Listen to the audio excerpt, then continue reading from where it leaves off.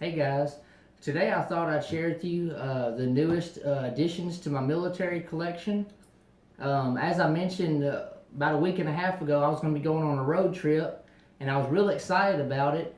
And because I always come back with good stuff every year, but I got to be honest, this year was kind of a bust for me. I only came back with a few items, which they are unique. You know, they're real cool. Um, there was just a lot of stuff I saw that I was interested in, but the prices that the people had on was just outrageous. You know, I mean, the price, it was just unreal, like what people were wanting for just average stuff, or or whatever. Just I was disappointed. But anyways, I've got some big news I'm really excited about. I don't really have just a whole lot to say about it. It's kind of still in the works, but I've actually been reached out by a person from the History Channel, and they had found my YouTube channel, and they kind of watched some of my videos and enjoyed my content. And I actually did a video interview today, and there's a chance that I might even be asked to be on an episode of this upcoming new History Channel show next year. So, I mean, I was blown away by this. Like I said, I was contacted by this person from the History Channel, and they're reaching out to collectors and everything because they're putting together a new TV show. And there's a chance, it's probably a small chance, but there's a chance that my interview, if it went well enough, it could be chosen, and I could be chosen to be on this TV show. And I mean, I never thought anything like that would happen, so I'm definitely, excited and honored about it. But it's going to be a few weeks or so before I hear anything back, so hopefully all goes well. And I would be asked to come to New York City next April or May and record the episode. Which, I mean, there's still a lot of stuff in the works. This is just early pre-production type stuff. I don't even know exactly how it all works, but I'm still, even if things don't work, I'm still honored that, people from the History Channel actually reached out to me, and, they find my video, my content interesting, so that's really cool. I'm really excited about that, so we'll see how that goes. It'll be awesome to be able to, to be on TV, which, my part of the episode, from what I was told, might only be 5 to 7 minutes, so it's not like it would be 30 minutes or an hour of just me.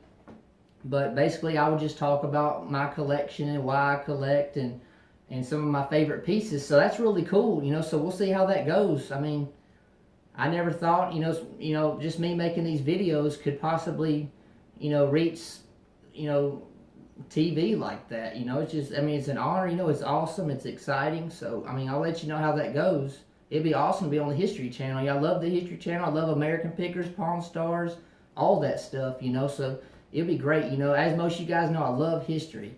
That's why, I make these videos and share what I know, and I learn from you as well.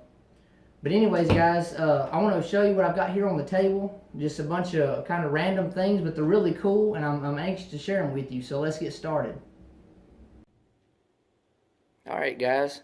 So here's a up-close view of the things that are on the table. Just kind of a bunch of random things, not just a whole lot. This is from the past couple months or so. I haven't really been buying a whole lot. It's not that I don't want to, it's just haven't been finding stuff in my price range, I guess you could say. But anyways, let's get started. Right here, most of you guys might recognize them right off the bat. These are two M1 carbine stocks, but as you can see, they're not in the best of condition. They've got like rack numbers or different things on them. See, this one actually is not that bad. It just needs some work on it and everything. So it's not that bad, but this one's the worst of the two by far. It's got a big crack, and somebody put old staples in there. So, I mean, these are just really rough shape, especially this one. But something could still be done with them. And the man I got them from, he paid $5 a piece for them. And I basically got them from him for what he paid for. I basically got these for $5 a piece from him. He didn't want any type of profit or anything because, we help each other out like that. So that's really cool. So basically, $10 here for two M1 carbine stocks, even though they're not in the greatest of shape. I might do something with them. I could hang them up on the wall or who knows what, but really cool there. Right here, I've got this World War One. Let me get my finger on it. World War One Doughboy helmet, model 1917. It has just a little bit of the liner in there. no chin strap. The heat stamp is ZJ256. Like I said, it's American. It's got the rivets there, not the split rivets like the British ones, but the British Mark 1s. But it's really cool. And what's cool is it's got some kind of, I don't know if it's camo or some kind of weird paint scheme on the outside. I have no idea when that was done, if it was World War I or after. It's green. Like I said, I guess it's some form of camo. I mean, maybe you guys could let me know. No names or anything that I could make out, but I got this for $24 shipping and everything on eBay, so that was real cool. Right here, this is, let me see. This is really cool. Helmet liner. I got this on my trip. I got it for $5. And most of you are like, okay, it's just a helmet liner, but look. The inside is weird. And check this out. Let me move this band here.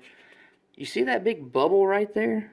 It's like it's basically, I mean, I would think this is an error liner that probably should have been destroyed.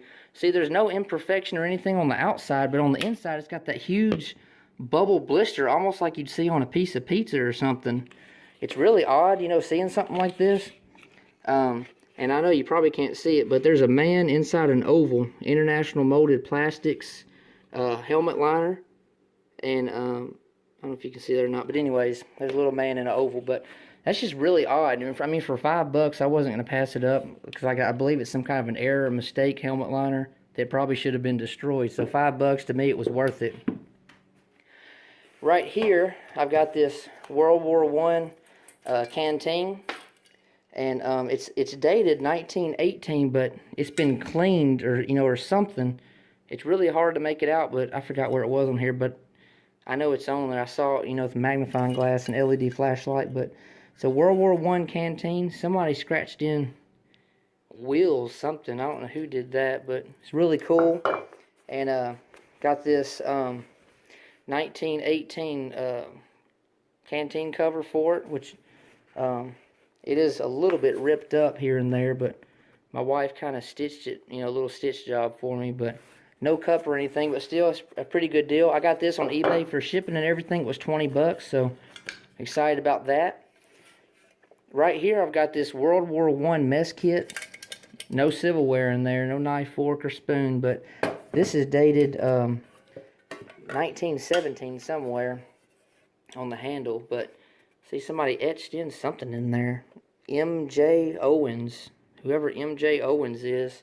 The inside looks really good, which it's a little bit bent and kind of hard to open. Can't do it with one hand, but I got this for $3 at a flea market. So I thought that was a great deal. 1917. Right here at the same flea market, I got this 1941 Soldier's Handbook, Field Manual. See, July 23rd, 1941. And it's got a laundry number here, T9731 of the soldier this was issued to. I wish that the inside was filled out in here. Let's see. There's a place in here somewhere. The name of the soldier, rank, grade, height, all that kind of information. But unfortunately, it's not filled out. I gave $10 for this at the flea market. But what's really, really cool about this, what's awesome, is check this out. I was kind of flipping through there. And look. Uh-oh, sorry. Look at that. Here in about the middle of the book, there is four-leaf clovers. Now, that is awesome because, I mean, obviously I have no idea how long they've been in here, but these could have been from, a soldier in World War II. This could have been like his good luck charm, this book with these four-leaf clovers in here. I mean, who knows? But, I mean, they're definitely old. They've been in here for a long time. I mean, I don't know if they've been in here 75 years or what, but they've definitely been in here a long time. And the book is actually stained from, the leaves on the clovers. So, I mean, this, like I said, could be somebody's, good luck charm or something. I thought that was really neat for $10. Right here, this is an awesome piece. I got this about 2 months ago. This is a Marine Corps ring. This belonged to a World War II veteran who actually was, like I said, he was a Marine. He served in the Pacific Theater. He served on Iwo Jima, and he was actually wounded on Iwo Jima. I got this from his granddaughter, and she was selling it. I got this for $30, and check this out. It's got the Tun Tavern 1775, which is where, the Marine Corps started. And look, Iwo Jima, 1945. It's got, the flag raising there, and it says United States Marines around the top. It's got the gold uh, eagle, globe, and anchor, which is really like a ruby stone. $30. This thing is awesome. And what's cool is the woman said she's got some more of his military stuff. I mean, and realistically, this kind of stuff should stay in the family, but she said nobody wants it, and she doesn't want it going, to waste. She liked for a nice collector, somebody appreciate to have these things. So far, I've got his ring. She's kind of hard to get a hold of. She works a lot, so I've been reaching out to her. I've been able to get hold of her a little bit, and hopefully she'll come across, maybe even his uniform or something else to go with this. That's really cool. Right here, most of you guys who follow me know I've got a World War II buddy. He's 95 years old. I went and saw him a couple weeks ago, and he had 2 of these. He gave me this. He went and visited Luxembourg, which he was in the Battle of the Bulge, and he was over in that area during World War II. And he gave me this book. He's got 2 of them, and it's basically, in foreign language and American. Like I said, I'm not good with foreign language stuff, but basically it's got American stuff in here, and then it's also got I can't even think, the French stuff. So French, and it's also American in here. So there's some history of the liberation, everything that took place. So that's really cool. He gave me that. Right here, this is really cool. I usually don't show the movies I've added to my collection, but this one is a really good movie. It's a foreign movie, to me, called Land of Mine.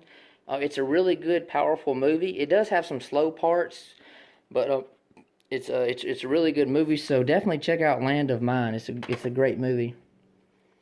Right here, I got a German Luger. Look at this, and you guys are gonna freak out because I only gave $5 for it.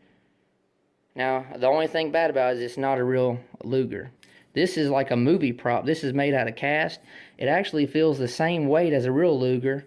Which, I had one years ago, but I sold it back, to the man whose grandfather brought it back from the war, and it had been chromed and nickeled. I want one in original condition that hasn't been altered, so I know one day I'll get another one.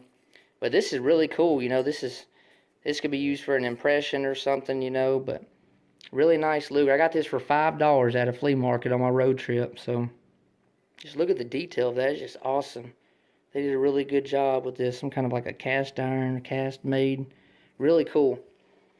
The other item, the last item I found on that road trip was this canteen, which most of you guys are like, okay, it's just a canteen, but look at the size of this thing.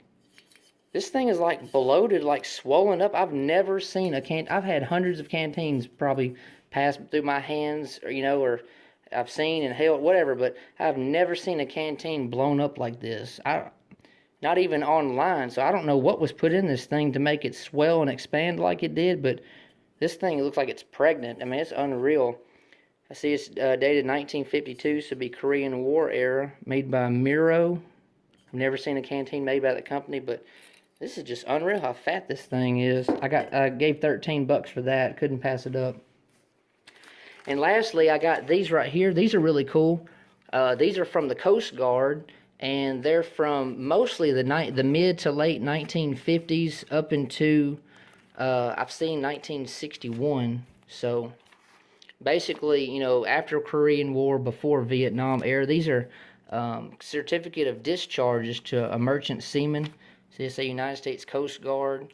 Like I say, you got 1957, 1953, 1961. There's a 58. I didn't even see that. There's a 48 in here. But I haven't even actually looked through them all. But these are really cool. So I guess from 1948 to 1961, there's probably about 25 or 30 of them. But these are really neat. I got these for free from my mother-in-law. She found them among some stuff of my wife's grandmother's, and she gave them to me. So that's really cool. But anyways, guys, not just a whole lot to show you this time. I'm always on the look for more things. Definitely stay tuned. As I always said, more videos are on the way, and I mean, fingers crossed that, I am able to be on the History Channel. I mean, that would be awesome, to kind of share about the things that all of us collect, the military type stuff and everything. And I mean, it would be an honor, to be able to, I guess, represent, the military collectors out there, and have, more interest in the hobby and kind of, tell people about the things that we like and why we like to collect them, But anyways, please like, comment, share, and if you haven't already, please subscribe. More's on the way, guys. Thank you.